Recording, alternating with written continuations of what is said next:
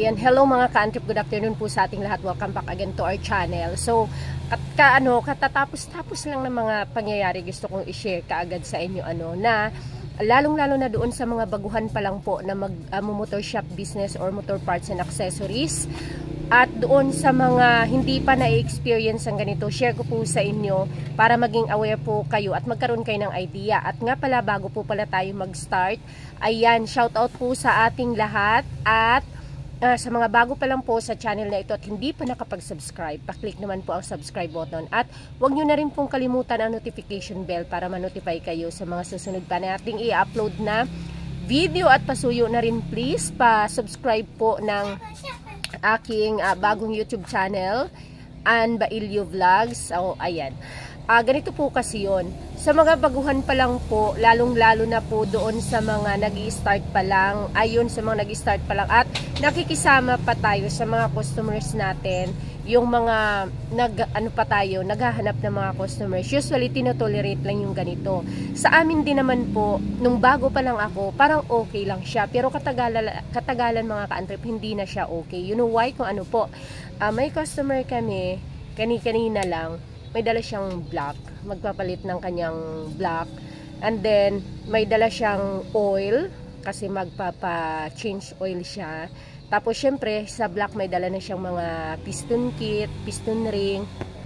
Ayun, bali top po ba, nag-top overhaul yung yung motor na yon. So syempre maraming kailangan, marami siyang piyesang dala-dala. Tapos may dala din siyang chain set kasi magpapa-chain set din siya.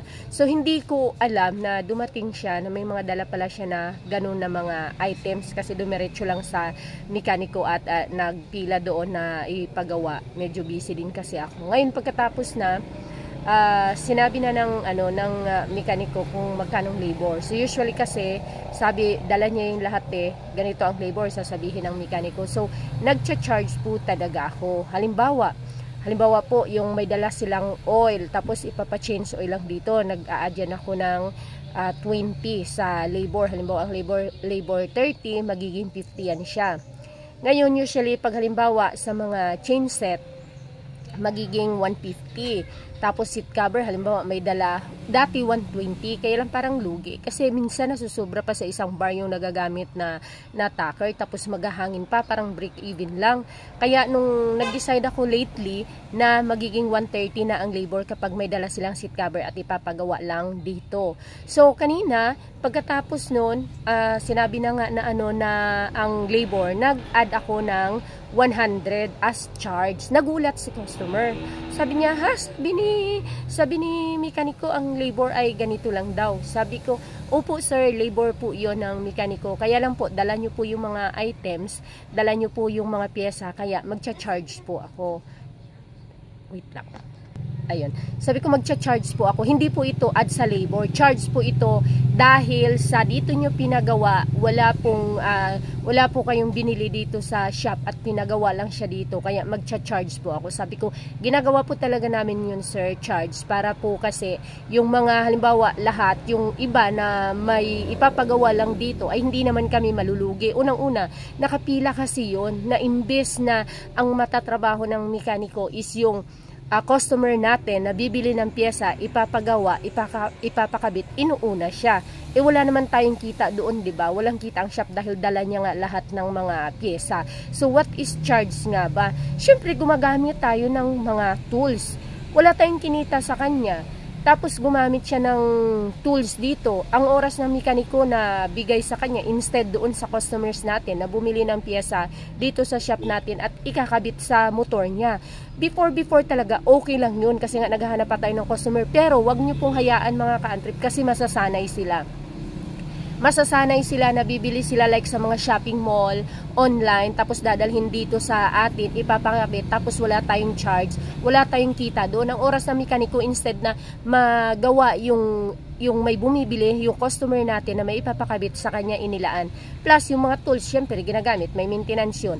May nangyari minsan na noon pa, na nakihiram lang ng pamputol ng kadena kasi may dala siyang pamputol ng kadena. So kapag ganun po kasi mga ka-antrip, halimbawa yung tao, si customer, may dala siyang mga pyesa, tapos siya lang yung gagawa, wala siyang binili dito na kahit na anong pyesa. Usually nagcha-charge ako pag yung mga basic lang naman 10 piso sa tools, ganon. Pero kapag halimbawa dito binili, siya lang ang nagkabit, walang charge yun sa tools.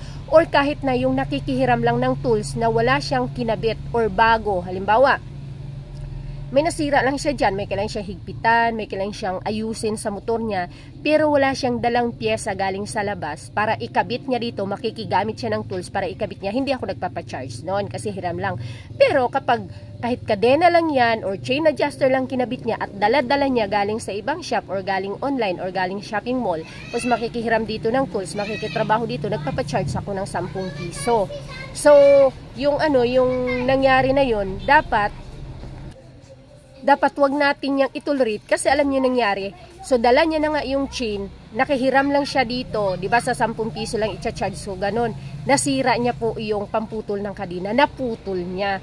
Ang masakit pa nun, wala na daw siyang pera kasi nga wala siyang pera. Yun lang ang dala niya.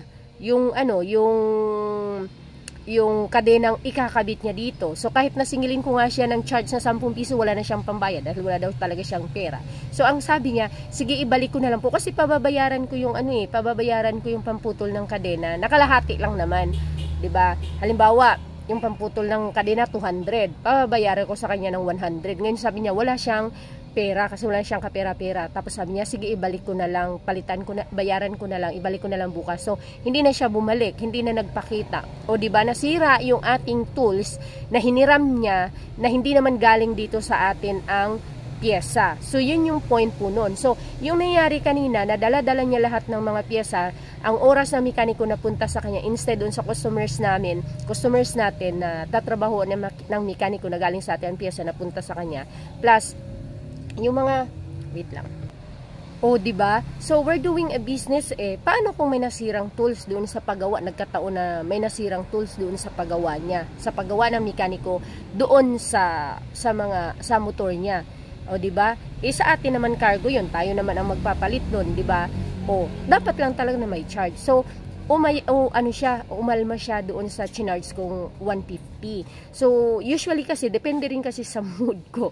Usually kasi 50 pesos lang naman talaga yung mga charge. Kaya lang syempre, ang daming customers kanina. Tapos naisingit pa, ang tagal tinrabaho yung kanyang motor kasi nga nag-top overhaul, tapos nag-chain set pa. Kaya chinargean ko ng 150. Usually dapat pa ganun 100 lang yung aking charge doon. Kaya nga lang, marami pang kinuti-kuti syempre, maliban doon sa top kasi at chain set. Marami pang inayos-ayos yung kanyang mga bumbilya, yung kanyang mga ilaw-ilaw. Nagpakabit pa ng busina at saka ng kanyang mini driving lights. Hindi rin lahat yun galing dito, as in lahat dala niya, di ba? So yung mga doon, yung mga pahangin diyan, lahat nung mga na yun, lahat nung mga ginamit doon, actually charge yun para, kumbaga syempre wala tayong kinita doon sa particular na gawa na yun, kaya magcha-charge talaga. So wag niyo pong sanayin yung mga customers niyo na parang normal at okay lang po yun, dahil hindi po yun siya okay. Napakalaking insulto po nun sa atin at makakasanayan nila yan. Ang word of mouth, halimbawa may kaibigan siya sabi, bili ka lang sa ganito, order ka na online, tapos doon mo gawin doon mo ipagawa kasi walang charge, walang libre. Ang abala po natin doon, ang abala ng mekaniko instead doon sa ating customer ay napunta na sa kanya, tapos wala tayong kinita plus the tools, di ba? So normal po yun na mag-charge po talaga tayo, kaya wag na wag niyong sanayin yung mga customers ninyo na palaging hiram-hiram lang. Maliban na lang po kung halimbawa wala siyang dalaang pyesa or yung nakikihiram lang, free lang natin yon, kasama din yun sa ating parang mabuting lang naman, tao na nanghiram lang. Pero yung dadalhan ka ng mga pyesa, dadalhan ka ng mga items, sa mga accessories galing labas, galing sa kung saan, tapos makikihiram sa'yo ng tools, ay chargean mo na ng 10 or 20, diba? Kaya madalas yan yung mga side mirror, ganyan. So nakikihiram ng tools, ayan, charge ko yan 10 piso. Pero kapag halimbawa nasira lang yung mga gamit nila, nag-ayos sila ng karburador nila dyan, flooded, sila lang nagkuti-kuti, ganyan, hindi naman sila nagpalit ng bagong karburador, libre lang yung tools na yun sa paggamit.